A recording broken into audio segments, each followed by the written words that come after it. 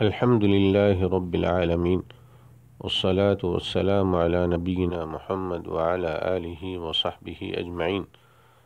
اللہ کے سوا تمام معبودان باطلہ کچھ اختیار نہیں رکھتے، وہ بے جان ہے، حرکت نہیں کر سکتے، نہ دیکھ سکتے ہیں نہ سن سکتے ہیں، وہ خود کسی چیز کے بھی مالک نہیں، وہ اتنے کمزور ہیں کہ سب مل کر بھی ایک مکھی بنانا چاہیں تو نہیں بنا سکتے۔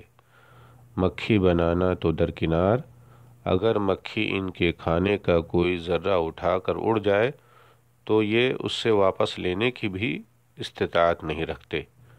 اللہ تعالیٰ کو چھوڑ کر جن کی عبادت کی جاتی ہے وہ بھی اسی طرح مخلوق ہیں جس طرح ان کی پوجا کرنے والے لوگ مخلوق ہیں، تو ان کی عبادت کیسے کی جا سکتی ہے؟ عبادت کے لائق اور عبادت کا مستحق صرف اللہ تعالی ہے۔ فرمان باری تعالی ہے اَيُشْرِكُونَ مَا لَا يَخْلُقُ شَيْئًا وَهُمْ يُخْلَقُونَ وَلَا يَسْتَطِيعُونَ لَهُمْ نَصْرًا وَلَا أَنفُسَهُمْ يَنصُرُونَ۔ کیا وہ ان کو اللہ کا شریک ٹھہراتے ہیں جو کسی چیز کو پیدا نہ کر سکیں جبکہ وہ خود ہی پیدا کیے گئے ہیں، اور وہ ان کی مدد کرنے کی طاقت نہیں رکھتے اور نہ ہی اپنی مدد کر سکتے ہیں۔